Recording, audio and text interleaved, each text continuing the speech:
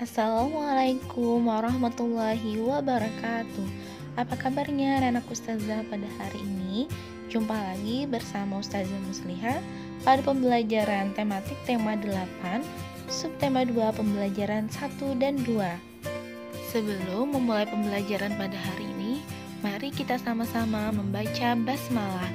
Bismillahirrahmanirrahim.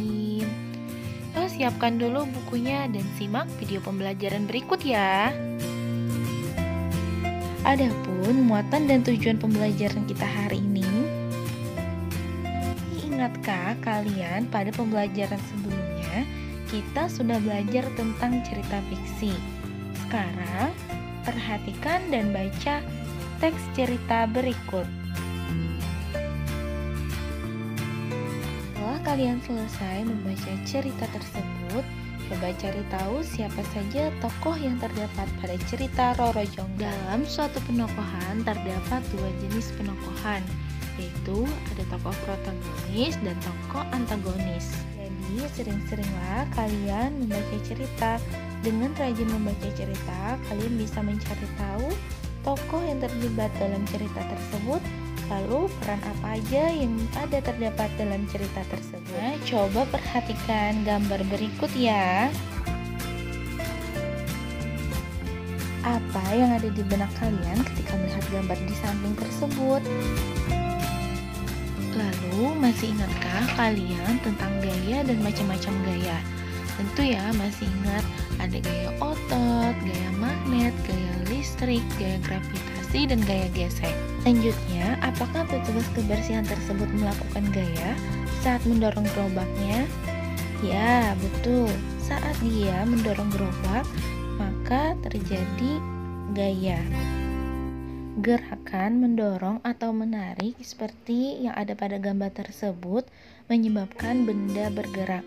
Nah, hal itu yang dinamakan dengan gaya.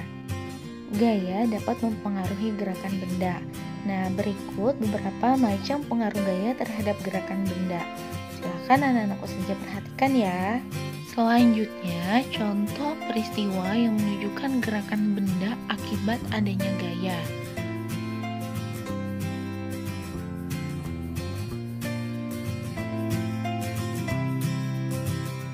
Selanjutnya, perhatikan gambar berikut. Gambar berikut menunjukkan Dayu yang sedang menari tarian daerah asal Bali, yaitu tari pendek. Setiap tarian daerah memiliki keunikannya tersendiri. Keunikan tari daerah terlihat dari unsur-unsur tari. Gerak merupakan unsur utama dalam tari. Nah, lalu unsur yang lainnya ada busana, tata rias, iringan, dan properti atau perlengkapan tari. Gerak tari adalah serangkaian gerakan indah dari anggota tubuh yang dapat dinikmati oleh orang lain. Jadi, gerak tari Nusantara itu sangat beragam dan memiliki keunikannya masing-masing. Selanjutnya, beberapa gambar tari tradisional yang ada di Indonesia. Silakan anak-anak saja cari tahu lagi tari apa saja yang ada di Indonesia, terutama yang ada di daerah kita. Berbicara mengenai gerak tari, ada dua jenis karya seni tari, yaitu tari tradisional dan tari kreasi baru. Tari tradisional adalah tarian yang mengalami perjalanan sejarah cukup lama. Contohnya tari serimpi dan tari gambyong dari Jawa Tengah. Sedangkan tari kreasi baru atau bisa disebut tari modern adalah karya tari garapan baru. Contohnya tari Manuk Rawe, Garuda Wisnu, dan Belibis dari Bali. Wah, Masya Allah, anak-anak mustajab, pembelajaran kita hari ini sudah selesai ya. Agar lebih memahami, maka Ustazah akan memberikan kalian latihan. Jangan lupa dikerjakan, dan jika ada yang tidak dimengerti, silakan tanyakan dengan ustadz-ustazahnya masing-masing. Nah, ini dia latihannya.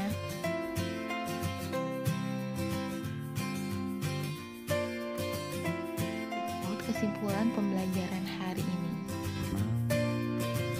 Nilai integrasi keislaman terkait pembelajaran hari ini. Semoga membawa keberkahan pembelajaran kita hari ini.